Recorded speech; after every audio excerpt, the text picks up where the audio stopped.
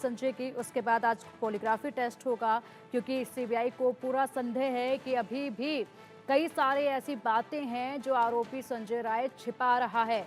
कई सारे ऐसे जवाब हैं जो सही सही सीबीआई को नहीं मिल पा रहे हैं आरोपी से। ऐसे में पहले उसकी साइकोलॉजिकल हालत, उसके दिमागी स्थिति को जांचने की कोशिश की गई कि मानसिक संतुलन आरोपी का क्या कुछ है। उसके बाद अब पॉलीग्राफी टेस्ट किया जाएगा। आपको बता दें कि पॉलीग्राफिक टेस्ट होता है लाई डिटेक्टर टेस्ट, जिसमें शरीर की गतिविधियों को देखा जाएगा जब उससे सवाल पूछा जाएगा, और उसी के मापदंडों पर जो है ये तय किया जाएगा कि आरोपी सही बोल रहा है, सच बोल रहा है या फिर गलत बोल रहा है। इसके अलावा डॉक्टर्स की हड़ताल भी लगातार जारी है।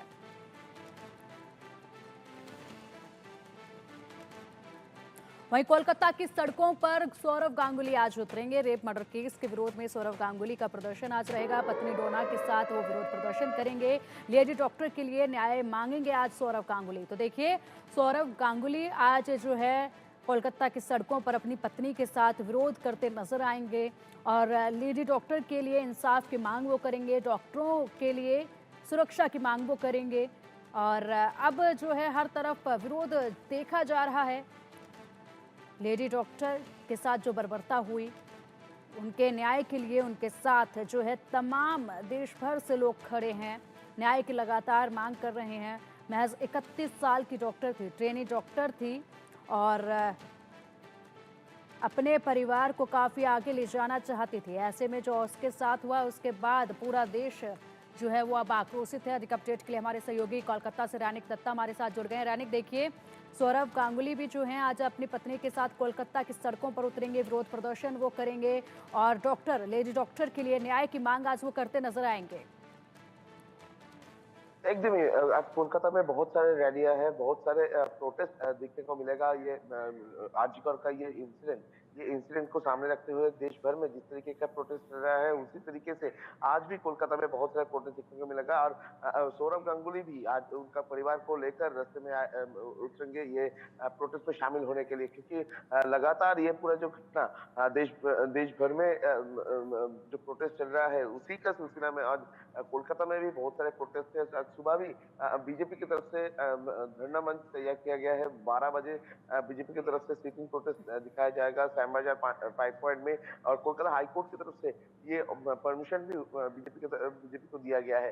दूसरी तरफ डॉक्टर्स की तरफ से रैलियां निकाला जाएगा। आज डॉक्टर्स की तरफ से स्वास्थ्य भवन अभियान का डाक दिया गया है, यानी जो डॉक्टर्स इतने दिन से प्रोटेस्ट कर रहा था, उन लोगों का जो डिमांड है उन लोग वो लेकर वही डॉक्टर्स की तरफ से आज ही स्वास्थ्य भवन अभियान किया जाएगा, और स्वास्थ्य भवन में वो लोग जाके डेपुटेशन देने का कोशिश उनकी तरफ से किया जाएगा।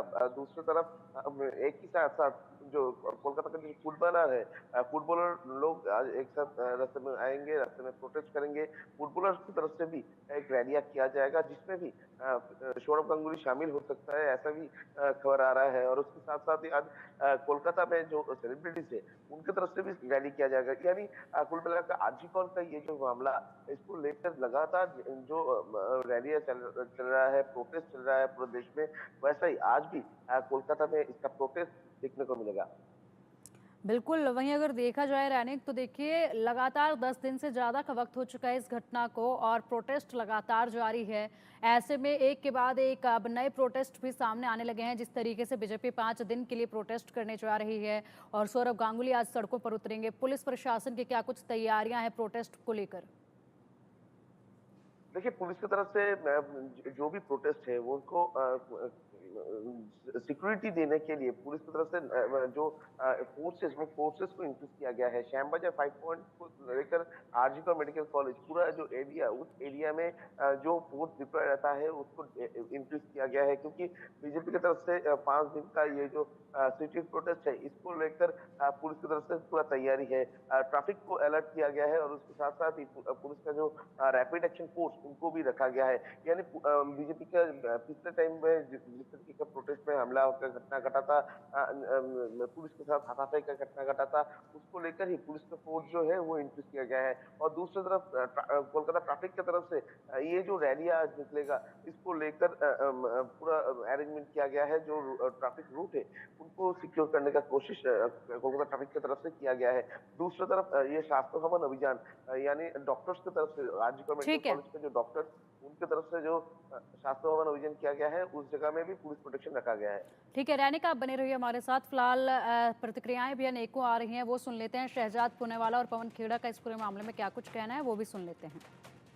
आज जो माननीय सुप्रीम कोर्ट के सामने हियरिंग हुई, उसमें एक बात स्पष्ट है कि ममता बनर्जी की सरकार बेटी को न्याय दिलाओ नहीं, केवल और केवल सच दबाओ, सबूत मिटाओ और बलात्कारी बचाव कर रही थी। और सुप्रीम कोर्ट के सामने खुलकर आ गया कि कैसे एक व्यापक, व्यवस्थागत, संस्थागत तरीके से कवर अप करने का पूरा प्रयास किया गया। सुसाइड की शक्ल दी गई। पहले प्रिंसिपल ने तुरंत पेरेंट्स को किस प्रकार से बॉडी नहीं दिया, जिस प्रकार से वहां पर उनको घंटों तक इंतजार करवाया गया। हमने देखा है कि एफआईआर के रजिस्ट्रेशन में भी डिले करवाया गया और पेरेंट्स को किसी भी तरीके से मदद नहीं की गई।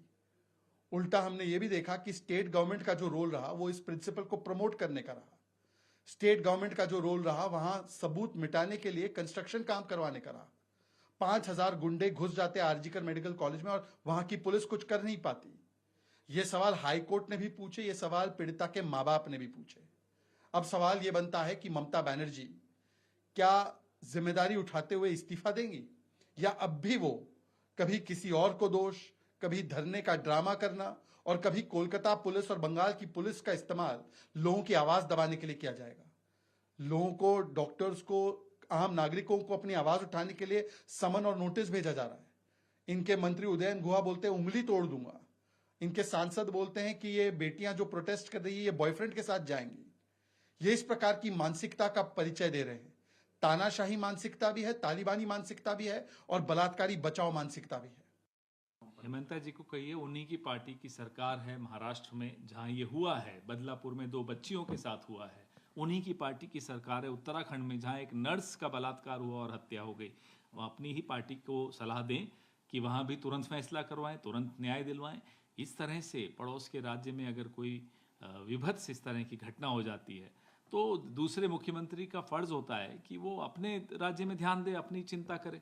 यहाँ राजनीति करने की कोई आवश्यकता नहीं है। रही बात सोशल मीडिया पे जो अफवाहें